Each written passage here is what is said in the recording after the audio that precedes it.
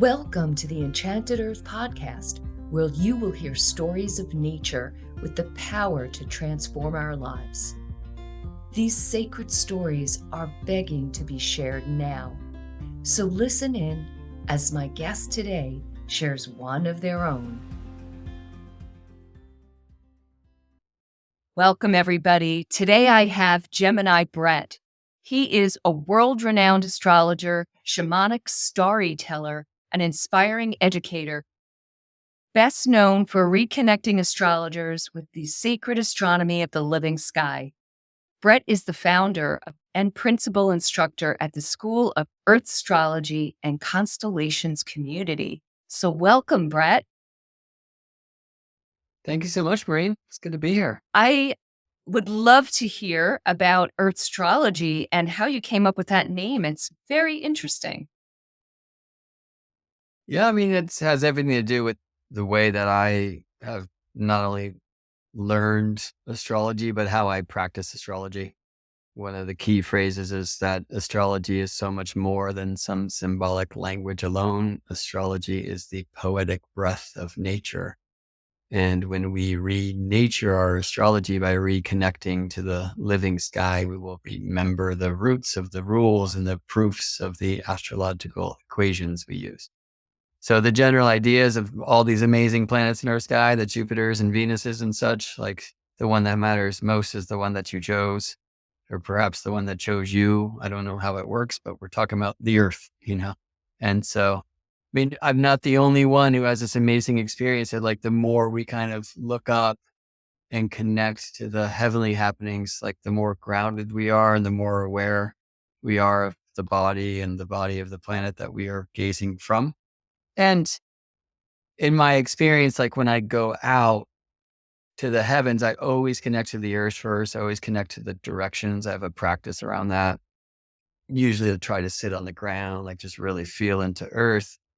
And maybe I'm out to see like a moon Jupiter occultation and owl flies by, right? Or who knows? Like there's always going to be animals here that kind of serve as the messengers for me to understand more about what I'm looking at. And the last bit is it was plants that brought me to the planets in the first place. Oh, interesting. Interesting.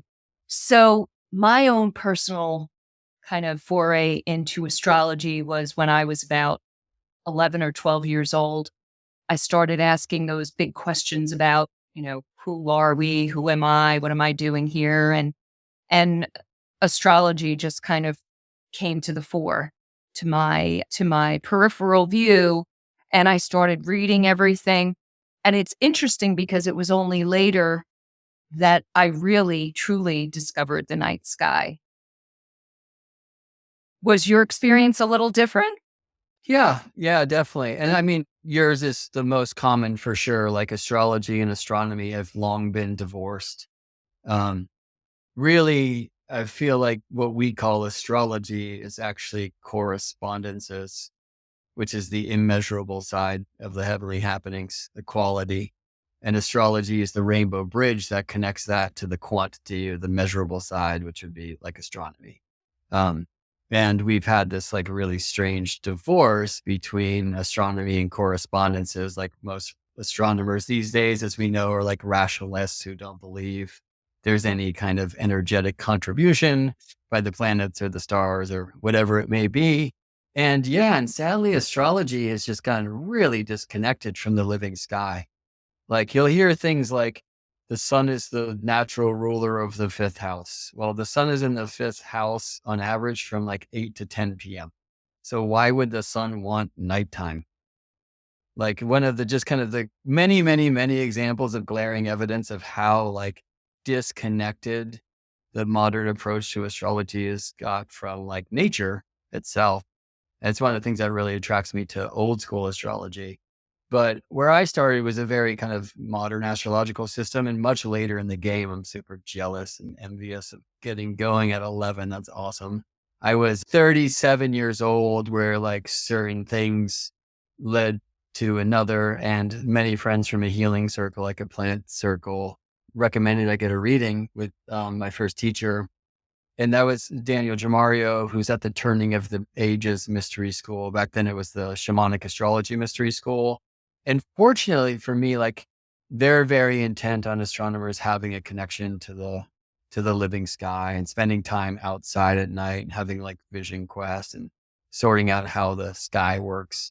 Um, I had come to like a fascination with astronomy from a pretty young age, which is a trip because, well, I don't know that that's accurate. I love space. Huh. Like when I was a kid, Star Wars was all the rave. And then I was into like, I wanted to be an astronaut. And so I can't really say astronomy. I grew up in Las Vegas, Nevada, right? So just like the ultimate criminal when it comes to light pollution. And so I didn't have like a deep connection with the sky. I did go to a summer camp in Wisconsin a couple summers and saw the Milky Way for the first time and just felt that amazement. But my astronomer dream kind of got like subdued when I saw the right stuff and was like, oh, you got to be like a super tough, like test pilot, military person. It was like that's not me. But then later, like a lot of my life, my past life in this lifetime was as a professional musician. So at that time I wanted to be a star. Right. And then when that shut down, I went back to school trying to figure out, like what I was great at. Cause I'm a good musician, but I played in a band with great musicians. And so it's like the bigger the band got, the smaller I got. And so I started asking this question, like, what am I as good at as these guys are at music? And all I knew at that point is like, I'm math. And so I went and I finished with an engineering degree, went back to school, which I had dropped out of to pursue music. And I went and got an engineering degree and that was going to be in aeronautical engineering. So I was like, if I'm not going to go to space, at least I'll send like probes up there or whatever. But then I kind of had the awakening that typically when you graduate with that degree, and this is certainly not the case for everyone, but typically you end up working for a company that builds weapons and bombs and stuff. And I didn't want to be that person, right? Really, until astrology came in, like there were years leading up to that where I was really starting to open up my eyes and follow the signs and the symbols. But like looking back, I loved space. I wanted to be an astronaut. I wanted to be a star. I wanted to send people to space. And so like everything was leading to astrologer. So long answer, but I did have a personal connection to the sky and like a love for space in these many different ways before astrology ever arrived for me. What I've really enjoyed seeing you talking about, actually going out to the night sky and seeing the planets that you're talking about that are having conjunctions, or how that planet is maybe flavoring your life at the moment, and actually visually, going out there and having that connection. And I just thought that was so magical because, as you said, so many astrologers don't really have that depth of the astronomy that you are bringing to the table. And I just thought that was just magic. Yeah, I mean, most of that depth really has been from me going out and then saying, like, wait a second, like, how is this a conjunction? Because I'm looking at Moon and Venus like exactly aligned in the chart, and yet they're like at a great distance from one another in the sky. But they're models and they're not that good. And there's so much information that's missing or that you just don't see or learn to see in the chart, right? So just being out in the sky, like wanting to be involved, wanting to be like in my body, like participating then opens up all these questions. That's my path. And it's my great joy to kind of share this earth astronomical side of our craft, just to really help people take astrology from some like mental place alone. I mean, even if they're doing really deep work and healing and feeling and knowing and growing and tending to the heart and the soul, there's something about bringing it down into the body mind, right? Because as I like to say, the art of the chart starts in the heart. Right. And that heart lives between like the brain and the gut. So like if you're in an experiential kind of gut based way with the heavens and then also like connecting into the mind and you learn things like, and this is why I say like listening to the birds as they fly by when I'm out watching, Venus and Mars dance or whatever it may be. They really bring you more into the body and take you away from this difficulty, I would say, in like telling the stars what they do versus listening. Mm. Right. The more astrology I learn, the more inclined I am to go outside and say, oh, okay, there's a Jupiter Saturn conjunction. This happens about every 20 years. This is starting this epoch of the air. And it's like, I'm just talking. And it's like, why go out there anyway?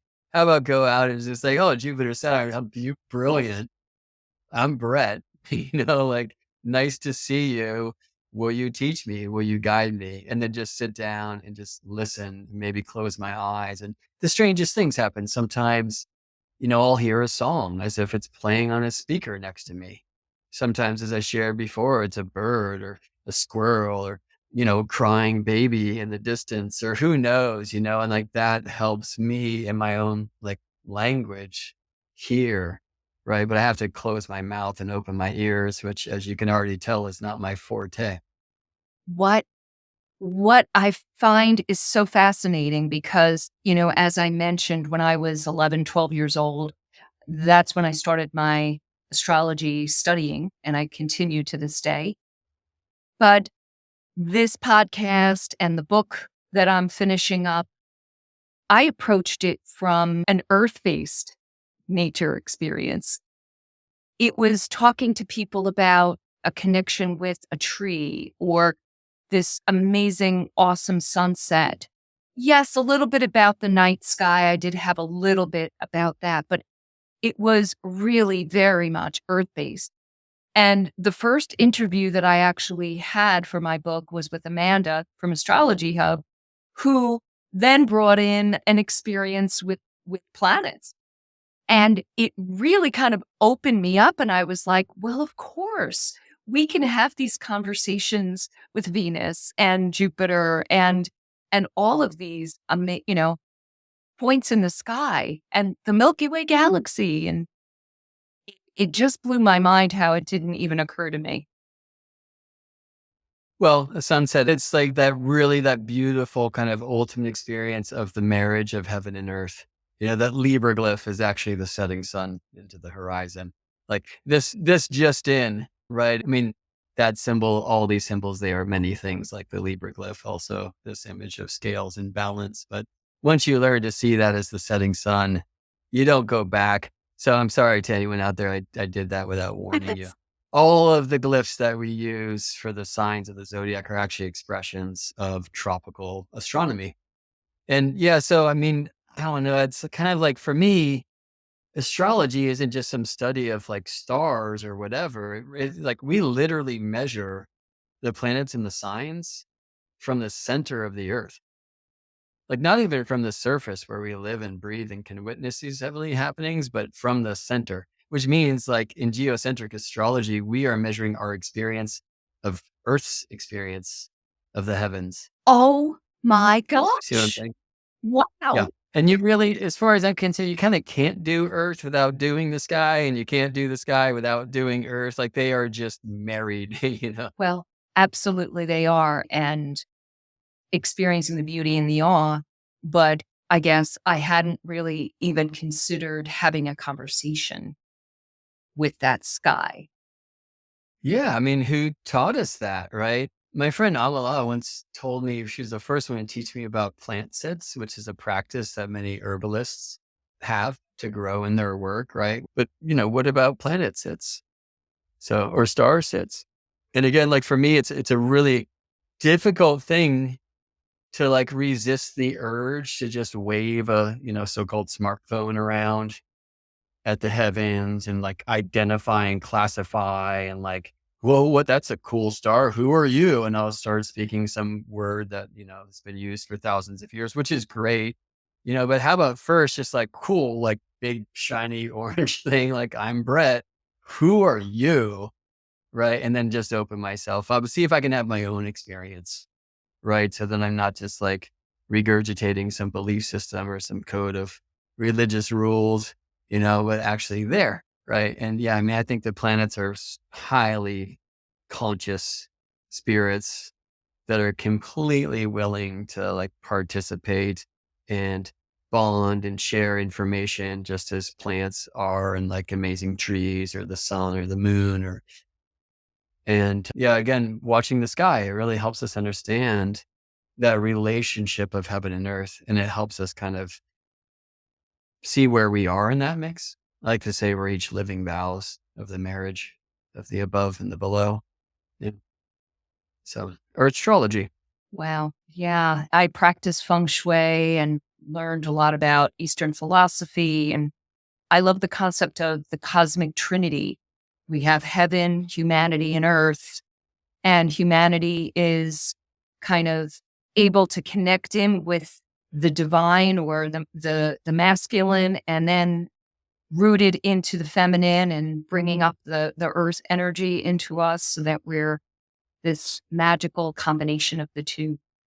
There's no doubt, like the heavens and the earth are one of the great experiences of polarity, which seems to be kind of a necessary energetic experience so that we can incarnate into a place of time and space. So, Brett, you have a particular experience of connection with the planets? I have so many. Yeah. Well, let me share this because it speaks a little bit more towards something you can do at home. It was actually my dad's place, who at that time he lived in Bend, Oregon.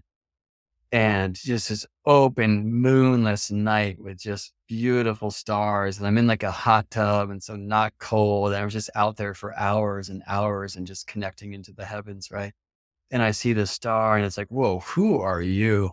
So I always recommend this for folks. Like, as I said earlier, like there's a specific practice I have. It's a simple practice where I connect in to the cardinal directions and like enter the temple of the sky. I go out, it's called connections, directions, reception, reflection. So I might have like one thing I'm going out to do, but I'm not going to do that until I drop in. This was a time in my life when I was just coming into astrology and starting to learn the sky. And which is a kind of tricky thing to do at first. And there's many tips and tricks I could share in that regard. But one of them is, what's that star's secret name? Meaning, like, what is that star's name in your language, you know? And the only way you'll know that is to ask. And so this star that night and ever since has been a star that I call Bob. It's not the star that you'll find that most astronomers use. But what happened for me this night is I resisted the urge to kind of look and find the name of the star. And I just put the phone away. I don't want to be that kid like watching a concert through my phone screen instead of just being at the concert, right? So I'm trying to be at the concert and I said, hey, big, bright, beautiful orange star, I'm Brett. Like, who are you? With no expectations of how that might come through.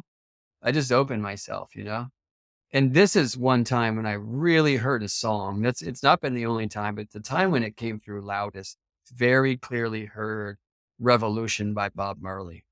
So Bob Marley's been like a very kind of important figure in my life, kind of like served as like the wise father at times for me, offering advice I'd feel like I didn't get elsewhere. I was at my dad's place. He was born the same day as Bob Marley. Like there's like a whole thing happening.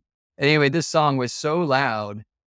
I thought my dad was like maybe up at 3 a.m. and like put on a Bob Marley song or something happened in the house, right? Like I was just like, what's going on? And then I realized like, wait, no, like this is just happening in my head.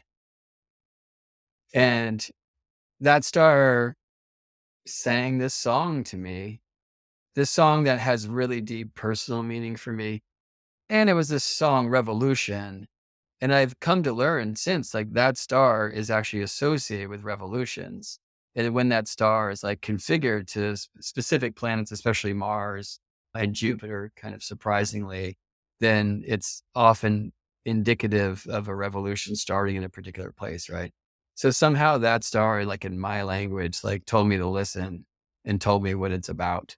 And for me, that's like so much more real that if I had just read what Ptolemy had to say a couple thousand years and how that's been ago and how that's been developed through the medieval and Renaissance times or whatever, you know, I mean, like I have my own thing with that star. Yeah. So there's that. Wow, that is just really cool.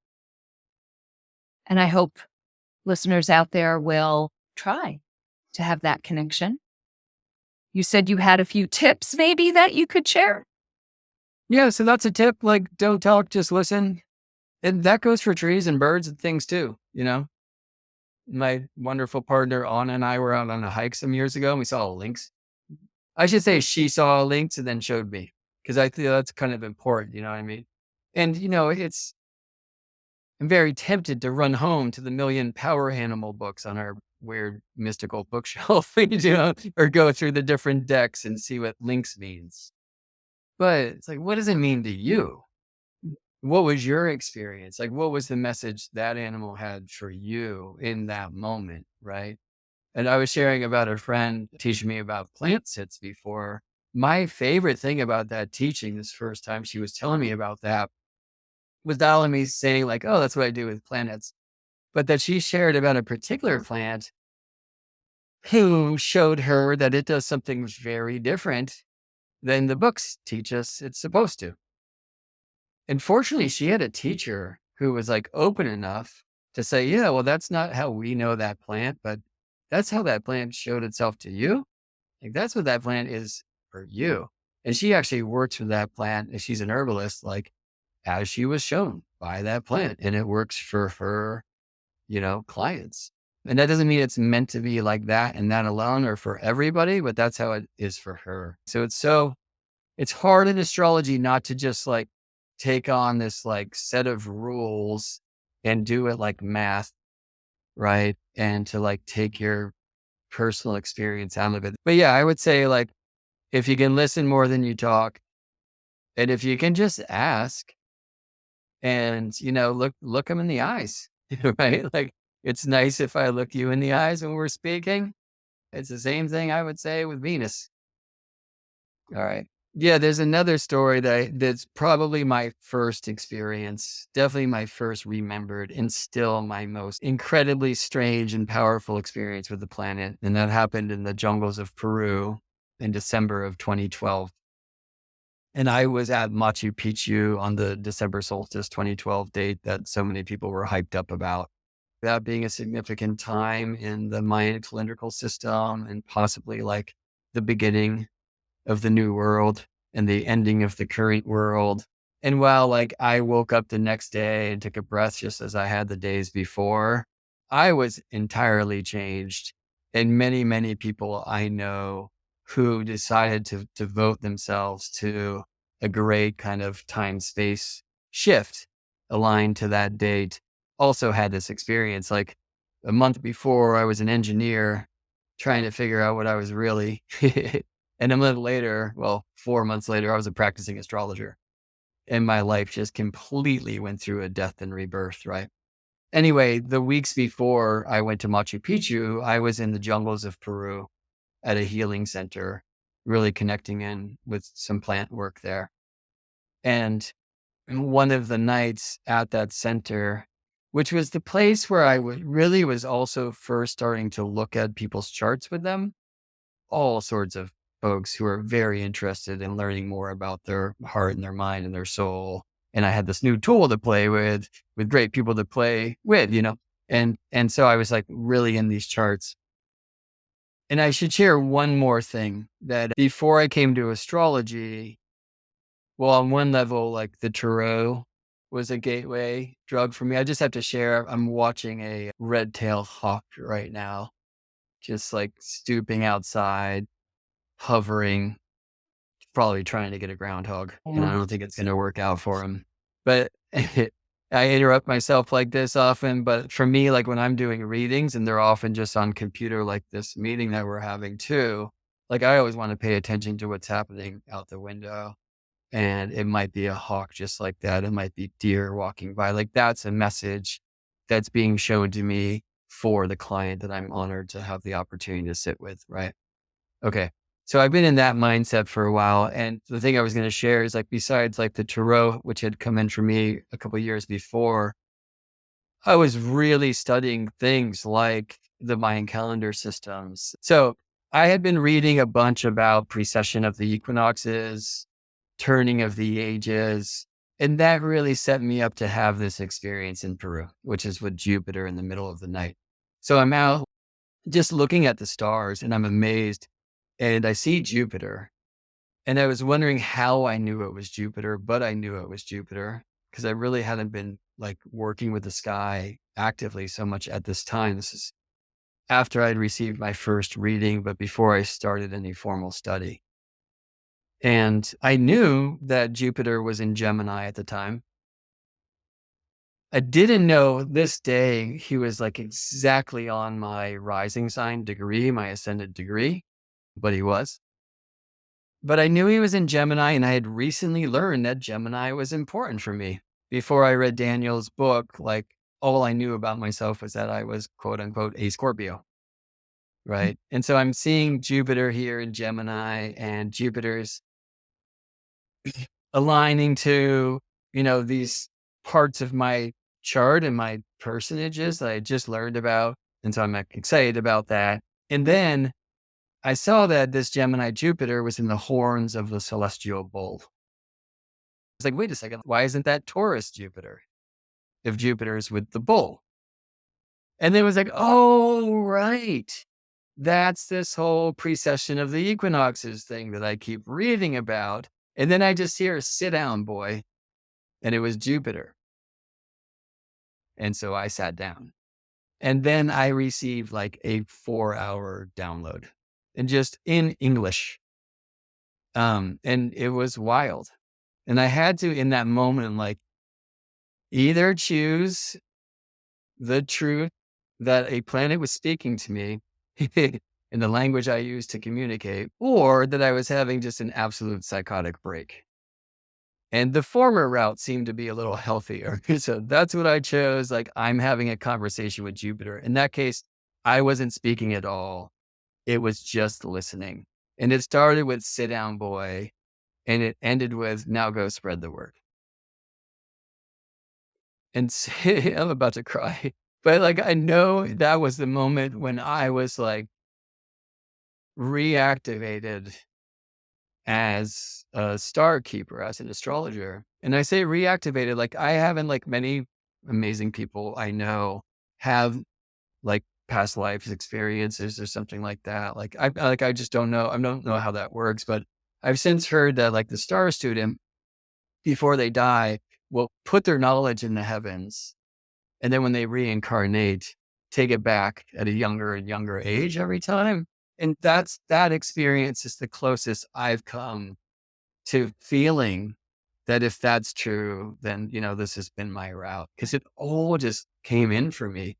And then the next night, it was really amazing. Actually, it's fun. And just catching up with this, there was another man that was down at the center. And the next night we sat on that same bench and I explained half of what I had learned.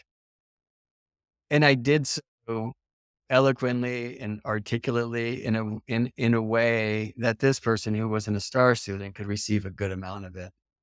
What I was just tripping on is like, we haven't talked, he and I, for many years. And I just got an email from him yesterday and she got an email from him again this morning. So it's a fun thing to see, given that we're having this conversation. That brings me back in time to that moment now. Yeah. And so I've met many actually experience with planets since then. Very few where I've actually heard whispers in the English language. Usually it's like, a song, a bird, a deer. I was out recently and looking for Mars and couldn't find him. And it was before sunrise and there was a deer. And I like zoomed my camera in on the deer. And then he looked up and I went to where the deer was looking and there's Mars, you know. Later, I saw Venus and the moon, and there was a cow. You're right. So usually, I'm having experiences like that where I kind of have to interpret what I'm experiencing, which I actually find in some ways more powerful. But that time, it was just like 4 hours of the English language from Jupiter, which set me on my path. So that's definitely the most powerful story I feel I can share for you. That is amazing. That was a big turning point for you? Yeah, absolutely. And I mean, it had been building up to it. I thought that I was in Peru, like apprenticing for a very different type of healing work that I had been involved in for a few years, which is really necessary. That brought me to sobriety and so much more. But that astrology had just come in the month before when I had my reading with Daniel, having read his book like a couple of times before we connected. I kind of read my chart to him using the language of his paradigm. He corrected me in a few places. He was like, that was good. You should study astrology. And then he proceeded to tell me a bunch of things about me that nobody should know, as astrology does. And that's why we get hooked, right? But yeah, there was that moment in Peru where I was like, oh, this is what I came down here to do. Like, this is how I was activated. I was actually working with a particular plant at that time. It's called Pinon Blanco. That's about connecting like the human soul back to the light. So, right, it made a ton of sense that also like that was the moment in which I received that. And then I was at Machu Picchu and, this world didn't end, but my old world did. And when I came back home, I studied just a little bit with Daniel and I was like trading astrology for like massage, for acupuncture, whatever. And those fellows from my own like healing circle were just like, dude, that's great. Like, how much do you charge? It's like, oh, like nothing or just small amount. And with no pretension, I had Daniel's book at my side and then eventually other books at my side when people would come over and drink astrology tea with me and we'd kind of tune into the heavens together. And then they would ask questions that I couldn't answer and I have to pursue that stuff. So in a way, I kind of started practicing, which many would consider, and maybe justifiably so, like criminally early from when I started my study. But the truth is, and it's why I first called my business More Than Astrology. Like, astrology is just one of many languages through which we can study and express everything we learn and know. Right. And so you're studying astrology the moment you're born and probably long before, whether you know it or not. And it was just like a remembrance for me in a huge way. I've since like really grown in my knowledge and my work and my application. I don't know that I've grown in the way that I serve like the clients I'm honored to connect with. Sometimes like learning more technique, it actually takes you away from the heart. It's an, kind of challenging thing to balance, but I try to keep that balance and try to stay grounded just by being out with the sky and listening to the birds. Wow. Yeah.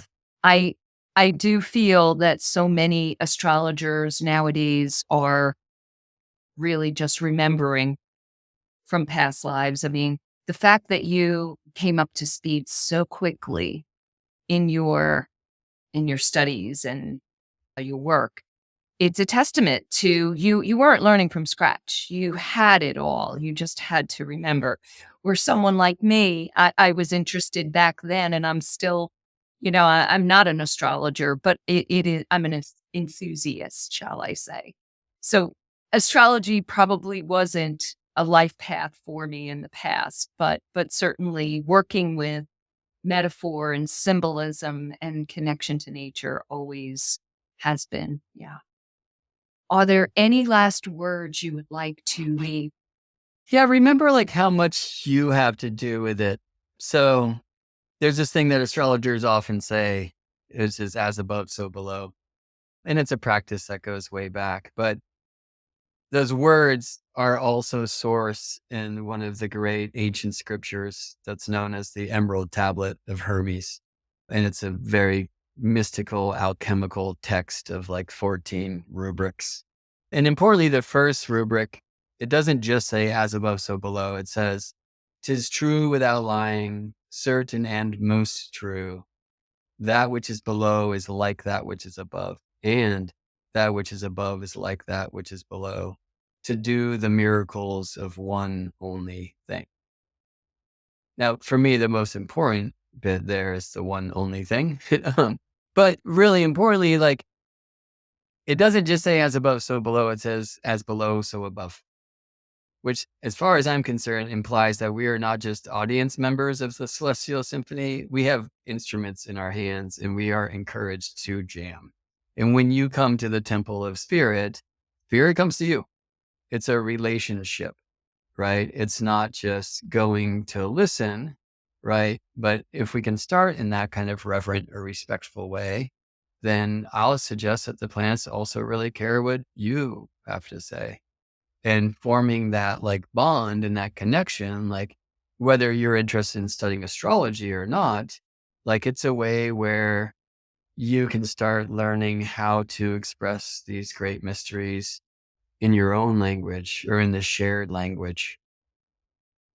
And so it's really like you matter in this thing. When you have a conversation with Maple Tree, you are having a conversation with Maple Tree, with the leaves and the roots. You know, when you have an experience with Venus or with Owl or with both, which is another one of my favorite moments personally, like you are in that mix. Right. And so like different things I do, like as we're speaking now, Mercury is retrograde and you'll hear all this stuff about that. But very few people will tell you that this means Mercury is very close to Earth. And that in the middle of that 3-week period, Mercury is going to come right between Earth and the sun. And so at that time, I like to go outside. I like to look to the sun with like closed eyes and like press on them gently to get like a little bit of a sparkle light show going. And sometimes Mercury will help me assemble those into particular symbols or visions. But then I really like to turn my back and look at my shadow, right? And feel this alignment of like Sun, Mercury, Brett, the whole Earth. Do you know what I mean? And like not forget that I'm part of this. So I think that's the most important thing that I can share. It's probably something many of your guests have shared, because this is just a brilliant and beautiful thing that you're doing. And I'm just so honored to have been invited to share my tale. Thank you. Well, thank you, Brett. And yes, I love that practice of turning around and seeing your shadow. I'm going to do that today. So much amazing wisdom every time I talk to you. Thank you so much for sharing. And I would love to hear any listeners what inspiration you receive from this wonderful talk with Brett. And they can find you at GeminiBrett.com, correct? Yep. Brett with 2 T's, with Gemini T's. Yeah. And you can find out about me in the School of Earth Astrology over there in the Constellations community if you'd like. So perhaps we will get to meet on Earth. I'll see you when stars align. Thank you so much, Brett. Have a wonderful day. You too. And night. Thank you for being a part of the Enchanted Earth podcast. Comment below, share, and most of all, please hit the subscribe button so that you'll hear when we publish another inspiring episode. You can visit us at luminous-spaces.com for more information on our online courses, retreats, and offerings. Thank you and have a magical day.